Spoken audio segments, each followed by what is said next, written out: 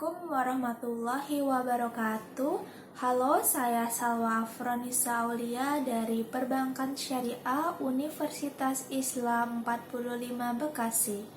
Di sini saya ingin menyampaikan beberapa materi fikih ahkam muamalah dari soal-soal yang telah diberikan oleh Bapak dosen. Berikut adalah materinya.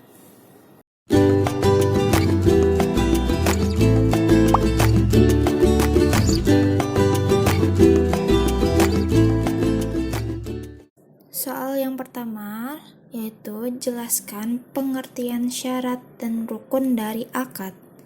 Pengertian secara bahasa, akad berasal dari bahasa Arab yang berarti ikatan atau persetujuan. Sedangkan menurut istilah, akad adalah transaksi atau kesepakatan antara seseorang yang menyerahkan dengan orang lain yang menerima untuk pelaksanaan suatu perbuatan. Lalu syarat-syarat akad yang pertama yaitu syarat orang yang bertransaksi antara lain berakal, balik, mumais, dan orang yang dibenarkan secara hukum untuk melaksanakan akad. Yang kedua, syarat barang yang diakadkan antara lain bersih, dapat dimanfaatkan, milik orang yang melakukan akad, dan barang itu diketahui keberadaannya. Yang ketiga, syarat sigot dilakukan dalam satu majelis. Ijab dan qabul harus ucapan yang bersambung. Ijab dan qabul merupakan pemindahan hak dan tanggung jawab. Lalu rukun akad yang pertama, 2 orang atau lebih yang melakukan akad transaksi, yang itu disebut akidain. Yang kedua, sigot, ijab dan qabul. Selain 2 pihak dalam akad, harus ada ijab dan qabul atau pernyataan memberi dan menerima dari kedua belah pihak. Yang ketiga, ma'qud alaih, sesuatu yang diakadkan. Nah, rukun ketiga ini adalah harus ada benda atau hal yang diakadkan. Misalnya, jual beli tanah, maka tanah adalah ma'qud alaih. Soal yang kedua yaitu jelaskan akad produk penghimpunan dana di perbankan syariah. Terdapat tabungan, giro, dan deposito. Yang pertama, tabungan. Tabungan merupakan simpanan yang pada penarikannya hanya dapat dilakukan menurut syarat tertentu yang telah disepakati. Namun, tidak dapat ditarik dengan cek, biliet, giro, atau alat lainnya yang sama dengan hal itu. Tabungan terbagi menjadi 3 akad.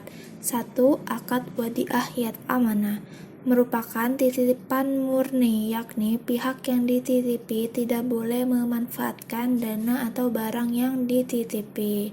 Nah, di sampingnya yaitu skema dari akad wadiah yat amanah, di mana nasabah menitipkan uangnya kepada bank. Lalu bank tidak boleh melakukan apa-apa terhadap uang itu. Lalu jika nasabah ingin mengambil dananya, nasabah bisa menggunakan kartu ATM. Lalu akad yang kedua yaitu akad wadiah yat domanah. Titipan yang penerima titipan diperbolehkan memanfaatkan dan berhak mendapatkan keuntungan dari barang titipan tersebut. Nah, di sampingnya yaitu skemanya di mana nasabah menitipkan dananya ke bank, lalu bank mengelola dana itu bersama dengan pihak yang ketiga, yaitu pengguna dana. Lalu dari dana tersebut dikelola dan jika mendapat keuntungan, maka pihak ketiga dan bank membagi hasil keuntungan itu. Lalu bank membagi kembali hasilnya kepada nasabah. Jadi, nasabah mendapatkan keuntungan dari dana yang disimpannya.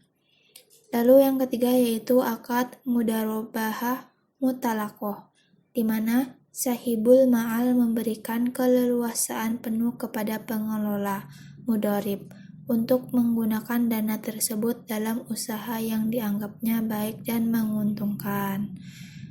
Di sampingnya itulah skemanya, di mana penabung atau nasabah menitipkan uang ke bank, lalu bank memperbolehkan atau bisa meminjamkan uang tersebut ke pengusaha, lalu Uang tersebut dikelola dan mendapatkan keuntungan. Lalu, keuntungan itu dibagi hasil dan hasil tersebut dibagi kembali kepada nasabah. Yang kedua yaitu giro. Simpanan pihak ketiga pada bank yang penarikannya dapat dilakukan setiap saat dengan menggunakan cek, surat perintah pembayaran lain atau dengan cara pemindahan bukuan.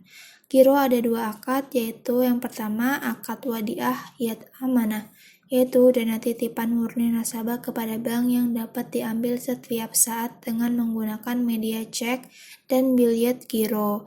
Nah, di sampingnya adalah skema dari akad wadiah yat amanah, di mana nasabah menitipkan uangnya ke bank. Lalu, nasabah bisa mengambil uang itu menggunakan kartu cek. Yang kedua, akad wadiah yat domanah, yaitu dana titipan murni nasabah kepada bank yang dapat diambil setiap saat dengan menggunakan media cek dan biliet giro. Nasabah mendapatkan bonus dari bank karena uang yang dititipkan boleh diputar kepada pihak ketiga. Nah, di sampingnya adalah skemanya.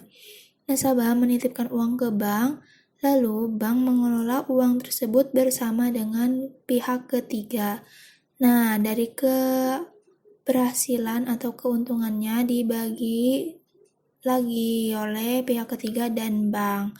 Dan akhirnya bank memberi bonus kepada nasabah karena sudah memberi izin untuk dapat dikelola dananya. Yang terakhir yaitu deposito. Deposito adalah simpanan yang pencairannya hanya dapat dilakukan pada jangka waktu tertentu dan syarat-syarat tertentu. Deposito terdapat akad mudharabah, kerjasama antara dua belah pihak, yang satu memberikan modal, yang satu memberikan tenaga. Jika untung, keuntungannya dibagi dua, jika rugi, kerugiannya ditanggung pemodal. Nah, ini yang di bawahnya adalah skema dari akad mudharabah deposito, di mana deposan menitipkan dana kepada bank mudharib atau pengelola. Nah, bank memberikan atau bisa meminjamkan uang kepada pengusaha untuk dikelola. Nah, lalu jika mendapat keuntungan tersebut dibagi antara pengusaha atau pihak ketiga dan bank. Lalu bank memberi hasilnya, keuntungannya kepada deposan. Tapi jika pihak ketiga mendapatkan kerugian, maka deposan yang akan menanggung kerugian tersebut. Soal yang ketiga yaitu jelaskan akad produk penyaluran dana di perbankan syariah. 1. Prinsip jual beli, 2. Prinsip bagi hasil, 3. Prinsip sewa atau upah, dan yang keempat prinsip pinjaman. Yang pertama, prinsip jual beli, terdapat 3 akad. Akad yang pertama yaitu murabahah, merupakan akad jual beli suatu barang dengan menegaskan harga belinya kepada pembeli, dan pembeli membayarnya dengan harga yang lebih sebagai laba. Nah, di sampingnya adalah skema dari akad murabahah. Selanjutnya, akad salam merupakan akad jual beli suatu barang dengan cara pemesanan di mana harganya dibayar di muka, sedangkan barangnya diserahkan kemudian dalam jangka waktu yang telah ditetapkan. Nah, di sampingnya adalah skema dari akad salam. Lalu yang ketiga yaitu istisna, adalah akad pembiayaan barang dalam bentuk pemesanan, pembuatan barang tertentu dengan kriteria dan persyaratan tertentu yang disepakati antara pemesan dan penjual. Dalam akad ini, pembayarannya bisa dilakukan di awal, di tengah, maupun di akhir jangka waktu jatuh tempo. Yang kedua yaitu prinsip bagi hasil. Terdapat 2 akad. Yang pertama, akad mudharabah. Akad kerjasama usaha antara dua pihak, di mana pihak pertama menyediakan seluruh modal 100% dan pihak kedua menjadi pengelola. Keuntungan usaha secara mudharabah ini kemudian dibagi berdasarkan kesepakatan yang dituangkan dalam ikatan kontrak. Yang kedua yaitu akad musyarakah. Akad kerjasama antara dua pihak atau lebih untuk suatu usaha tertentu di mana masing-masing pihak memberikan kontribusi sumbangan dana dengan kesepakatan bahwa keuntungan dan risiko akan ditanggung bersama sesuai kesepakatan. Yang ketiga yaitu prinsip sewa. Ada dua syarat, ada dua akad, yaitu akad ijaroh adalah transaksi sewa menyewa barang atau upah, mengubah atau jasa dalam waktu tertentu dengan pembayaran sewa atau upah. Lalu yang kedua akad IMBT adalah kombinasi antara akad ijaroh sewa menyewa dengan murabahah jual beli. Dan yang terakhir yaitu prinsip pinjaman, Qardul Hasan. Qard al-Hasan adalah suatu sistem yang berkaitan dengan segala bentuk pinjaman tanpa imbalan yang bersaskan pada hukum al-Qard al-Hasan. Qard secara bahasa berasal dari kata al-qad. Harta yang dipinjamkan merupakan bagian dari harta milik pihak yang memberi pinjaman. Maksudnya, jadi harta yang dipinjamkan kepada seseorang itu bukan milik orang lain, tetapi miliknya sendiri. Soal yang keempat yaitu jelaskan akad produk jasa di perbankan syariah, transfer, wakalah, garansi bank, kafalah, hawalah, dan ran. Yang pertama, hawalah. Hawalah adalah akad pemindahan utang piutang suatu pihak kepada pihak yang lain. Hawalah terbagi menjadi dua, yaitu hawalah muttalakoh, pemindahan hutang kepada pihak ketiga, dan hawalah hak, pemindahan piutang kepada pihak piutang lainnya. Nah, di sampingnya adalah skema dari hawalah. Lalu, ran. Ran yaitu menahan salah satu harta milik si peminjam atau pinjaman yang diterimanya atau disebut dengan gadai. Ran terbagi menjadi dua, yaitu ran ikrar atau resmi. Barang yang digadai hanya berpindah ke pemilikannya namun masih bisa dikuasai atau digunakan oleh pembeli gadai. Lalu ran hiyazi, barang yang digadaikan ikut dipindahkan ke pemilikannya beserta hak kepemilikannya. Nah, di sampingnya adalah skema dari ran. Lalu selanjutnya wakalah. Wakalah yaitu pelimpahan kekuasaan dari satu pihak kepada pihak lain dalam hal-hal yang boleh diwakilkan. Nah, wakalah terbagi menjadi tiga. Satu, wakalah al-muttalakoh, mewakilkan secara mutlak tanpa batasan waktu maupun urusan. Kedua, wakalah al-muqayyadah, penunjukan wakil untuk bertindak atas namanya dalam urusan-urusan tertentu.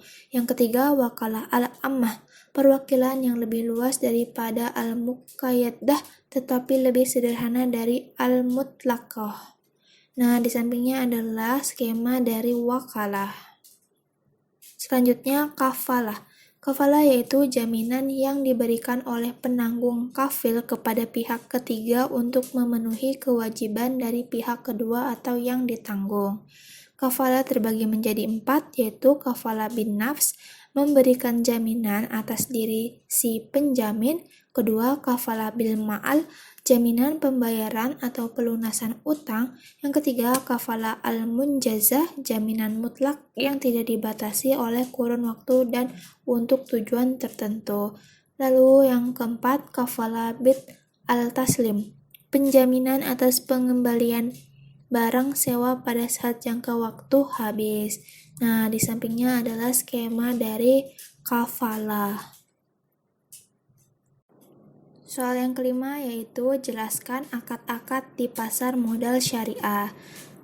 Yang pertama ada saham syariah. Saham syariah adalah sebuah surat berharga yang mencerminkan suatu kepemilikan atau hak suatu perusahaan yang telah diterbitkan oleh emiten, di mana dalam kegiatan usaha dan cara pengelolaannya sesuai dengan prinsip syariah. Dalam saham syariah, akad yang digunakan adalah 1. Akad musyarakah. Akad musyarakah adalah akad kerjasama antara dua pihak atau lebih untuk suatu usaha tertentu, di mana masing-masing pihak memberikan kontribusi dana dengan ketentuan bahwa keuntungan dibagi berdasarkan kesepakatan, sedangkan kerugian berdasarkan porsi kontribusi dana. Nah, di sampingnya adalah skema dari saham syariah akad musyarakah. Lalu yang kedua yaitu akad mudorobah. Akad mudorobah adalah akad kerjasama usaha antara pemilik dana, sahibul ma'al, dan pengelola dana yang mempunyai keahlian atau keterampilan untuk mengelola suatu usaha yang produktif dan halal. Hasil keuntungannya diberi bersama berdasarkan nisab yang disepakati, dan bila terjadi kerugian akan ditanggung oleh sepemilik dana, kecuali disebabkan oleh kesalahan pengelola dana. Nah, di samping ini adalah skema dari saham syariah dengan akad mudorobah. Selanjutnya adalah sukuk. Sukuk adalah efek syariah berupa sertifikat atau bukti kepemilikan yang bernilai sama dan mewakili bagian yang tidak terpisahkan atau tidak terbagi atas aset yang mendasarinya. Underlying asset. Sukuk ini merupakan cerminan kepemilikan aset berwujud yang disewakan atau akan disewakan dan bukan berupa surat hutang. Sukuk terdapat 5 akad. Yang pertama yaitu akad ijaro. Akad ijaro adalah akad pemindahan hak guna atas barang atau jasa tanpa diikuti dengan pemindahan kepemilikan barang atau jasa itu sendiri. Nah, di sampingnya adalah skema dari sukuk dengan akad ijaro. Selanjutnya, sukuk dengan akad mudorobah. Akad mudorobah adalah sukuk yang diterbitkan berdasarkan perjanjian atau akad mudorobah di mana satu pihak menyediakan modal dan pihak lain menyediakan tenaga dan keahlian. Keuntungan dari kerjasama tersebut akan dibagi berdasarkan perbandingan yang telah disetujui sebelumnya. Kerugian yang timbul akan ditangani sepenuhnya oleh pihak yang menjadi penyedia modal. Nah, di sampingnya adalah skema dari sukuk dengan akad mudorobah. Selanjutnya, sukuk dengan akad salam. Akad salam adalah sukuk yang diterbitkan dengan tujuan untuk mendapatkan dana untuk modal dalam akad salam sehingga barang yang akan disediakan melalui akad salam menjadi milik pemegang sukuk. Nah, di sampingnya adalah skema untuk sukuk dengan akad salam. Selanjutnya, sukuk dengan akad musyarakah. Akad musyarakah adalah sukuk yang diterbitkan berdasarkan perjanjian atau akad musyarakah di mana dua pihak atau lebih bekerja sama menggabungkan modal. Nah, di sampingnya adalah skema dari sukuk dengan akad musyarakah. Lalu sukuk dengan akad istisna. Akad istisna adalah sukuk yang diterbitkan berdasarkan perjanjian atau akad istisna di mana para pihak menyepakati jual beli dalam rangka pembiayaan suatu proyek atau barang. Nah, di sampingnya adalah skema dari sukuk dengan akad istisna. Selanjutnya adalah pertanyaan yang terakhir, nomor 6, akad-akad asuransi syariah. Asuransi yaitu suatu perjanjian di mana seseorang penanggung mengikat diri kepada seorang tertanggung dengan menerima suatu premi untuk memberikan pergantian kepadanya karena suatu kerugian, kerusakan, atau suatu musibah. Asuransi terdapat 5 akad. Yang pertama yaitu akad tabaru. Akad tabaru adalah akad antar peserta untuk menanggung risiko bersama dengan prinsip tolong-menolong dan saling melindungi. Yang kedua yaitu akad wakalah bil ujroh. Akad wakalah bil ujroh bertujuan untuk mengatur pemberian kuasa nasabah kepada perusahaan asuransi untuk mengelola dana mereka dengan imbalan berupa ujroh, biaya pengelolaan. Yang ketiga, akad mudharabah. Akad mudharabah adalah mengatur bagi hasil investasi kumpulan dana tabaru untuk peserta. Pembagian tersebut tidak boleh mengandung perjudian, riba, dan ketidakpastian. Pelaksanaannya juga transparan dan nasabah mengetahui detail hasil investasi yang dibagikan.